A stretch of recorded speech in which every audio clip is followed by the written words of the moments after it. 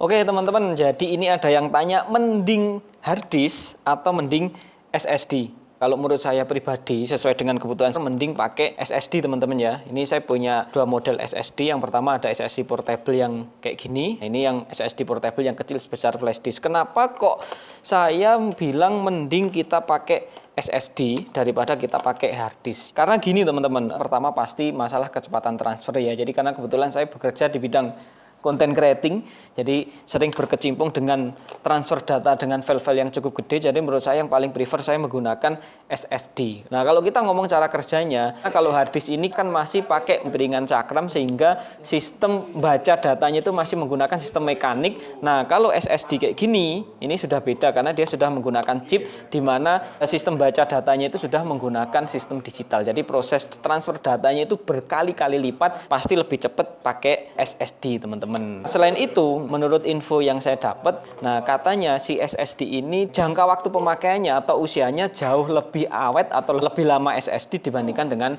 hard disk. Tapi untuk teman-teman ya terserah, karena memang bukan berarti SSD unggul dalam semua hal ya. Contoh kalau dari segi harga, ternyata perbedaan harga antara hard disk dengan SSD ini masih cukup jauh.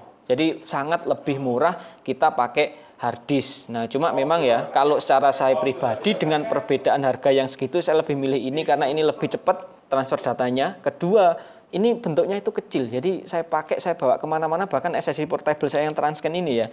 Ini saya bawa kemana-mana itu koyok flash disk teman-teman. Ini ya, konektornya gak dua, USB Type-C sama USB Type-A. Cuma kalau teman-teman pengen penyimpanan yang besar dan murah ya, hard disk.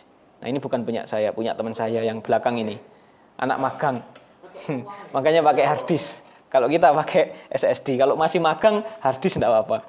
Mas, magang ya? Ya, punya saya ini. Iya. Kenapa pakai hard disk? Karena lebih murah harganya. Ya wes, alasannya cuma satu, murah gitu ya. Maaf, bukan mengejek tapi ya itu kenyataannya teman-teman. Jadi mending pakai SSD.